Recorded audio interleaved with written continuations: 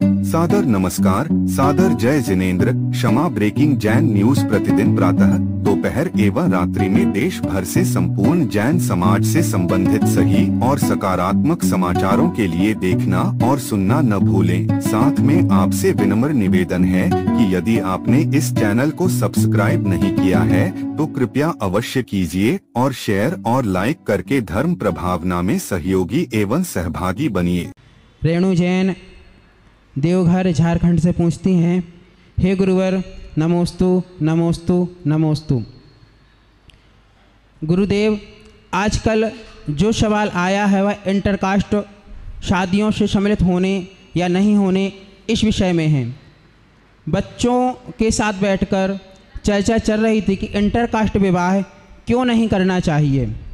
बहुत तरह की बातें हुई। बच्चों के पास हर बात का जवाब है, उनको समझाना बहुत ही मुश्किल काम है। उन्होंने बहुत बड़ी बात बोले कि अंकिता लोखंडे के घर में महाराज श्री लोग जाते हैं, फिर क्यों? सिर्फ इसलिए क्योंकि वो एक एक्टर हैं या फिर उनकी फैमिली के पास पैसा है? इन दोनों में जिनवाणी चैनल पे आचार्य श्री विद्यासागर जी महाराज जी के नाम पे प्रोग्राम चल रहा था। उन्हें चीफ गेस्ट बुलाया जाता है। मैंने बच्चों को अपनी तरह से समझाने की पूरी कोशिश की, परंतु बच्चों को हम अपनी बातों से समझाने में संतुष्ट नहीं कर पाए। आजकल के बच्चे बात को साइकोलॉजी से जवाब देते हैं। हम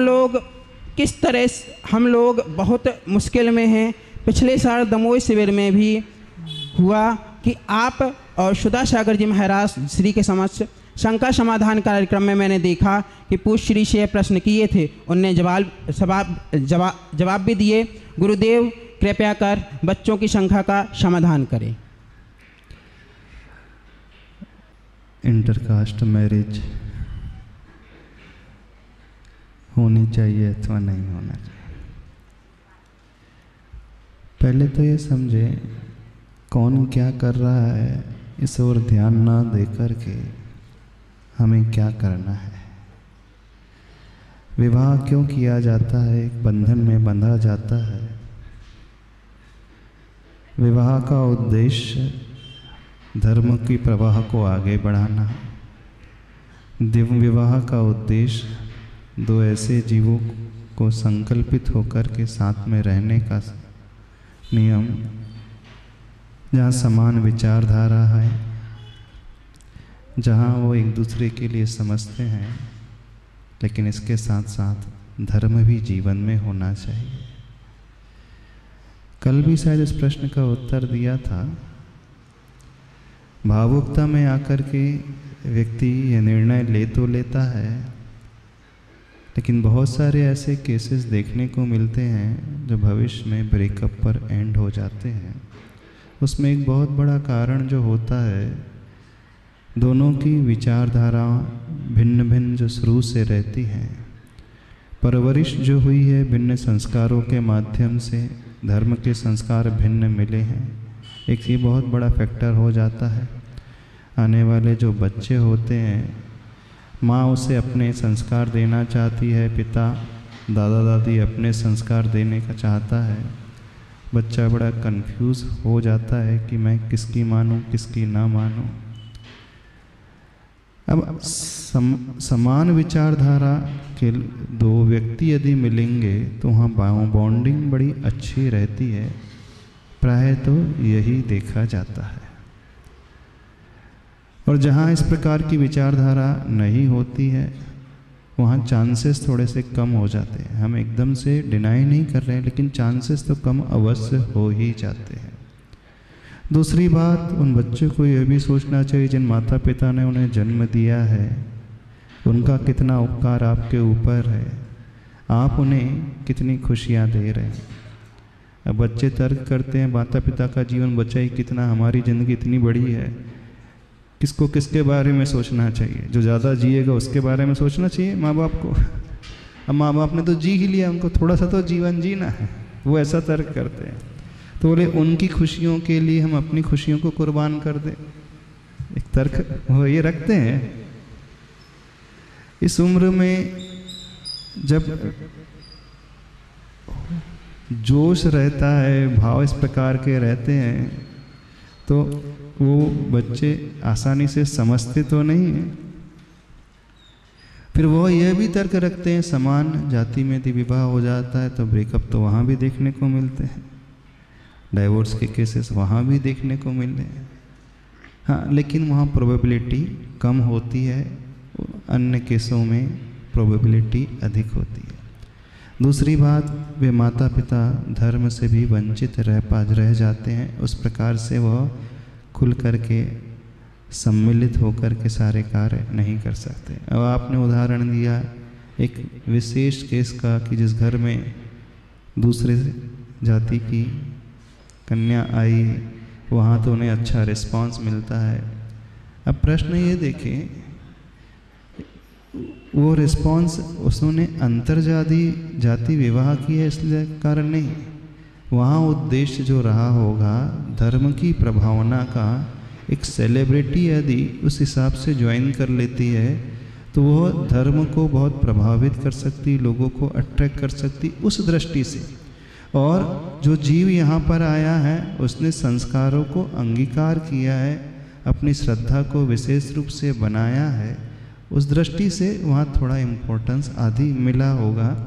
अब एक आध उदाहरण को आप नॉर्मलाइज नहीं करके बता सकते हैं कि जब वहाँ ऐसा हुआ है तो हम भी कर सकते हैं, पर हम जब ओवरऑल देखने की कोशिश करें तो ऐसा उसका असर नहीं होता है। अब देखना, जो जीव उत्पन्न होगा, जो बच्चा आएगा, वो कहाँ का रहेगा।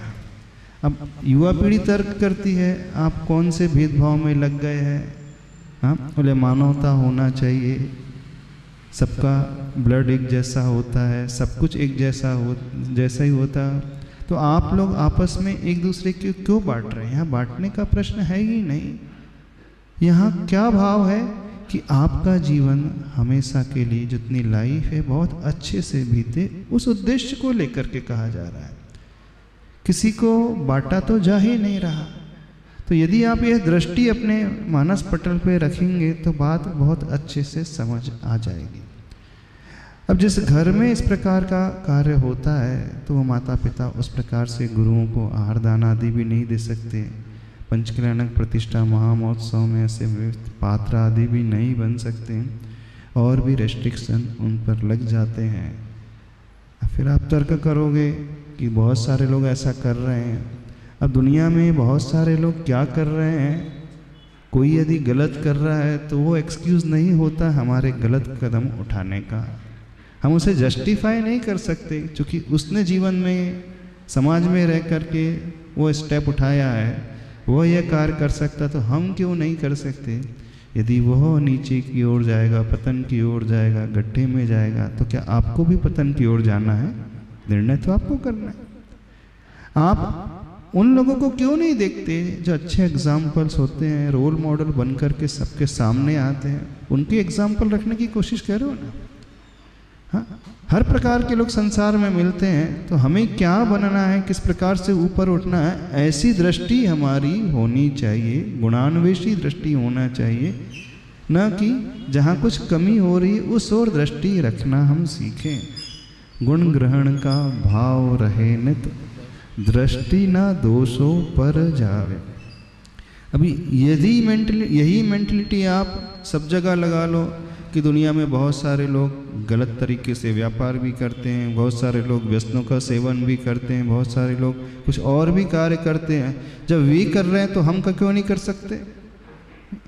तो आप ऐसी दृष्टि रखें, दुनिया में बहुत सारे लोग अच्छे कार्य भी तो कर रहे हैं, हम उन्हें देखें और अपने जीवन को उस प्रकार से बनाना सीखें। यह तर्क का विषय नहीं है, हम किस इंटेंशन से समझना चाह रहे हैं इसे समझना होगा। आप भी समझदार हो क्या होता है इसका इफ़ेक्ट, तो इसका इफ़ेक्ट पीढ़ी को भुगतना पड़ता है, माता पिता को भुगतना पड़ता है। समाज में फिर वे माता पिता उस प्रकार से अच्छे से जी नहीं पाते, उनका स्वाभिमान वैसा नहीं रह पाता है। तो क्या हम इतने खुदगर्ज हो गए हैं, हमने सिर्फ लेना सीखा है, किसी के उपकार के बारे में हम विचार ही नहीं करते जिन्होंने हमें इतना कुछ दिया है। हम उनके लिए क्या कर रहे हैं यह भी विचार किया जाना चाहिए। Kshama breaking Jain news YouTube channel पर विज्ञापन देकर धर्म प्रभावना में बने सहभागी। विज्ञापन देने हेतु संपर्क कीजिए मोबाइल नंबर 9026900740 एवं समाचार एवं वीडियो भेजने हेतु WhatsApp number 9335236222। Kshama breaking Jain news YouTube channel देखने के लिए आपको बहुत बहुत धन्यवाद। सादर प्रणाम, सादर जय जिनेंद्र।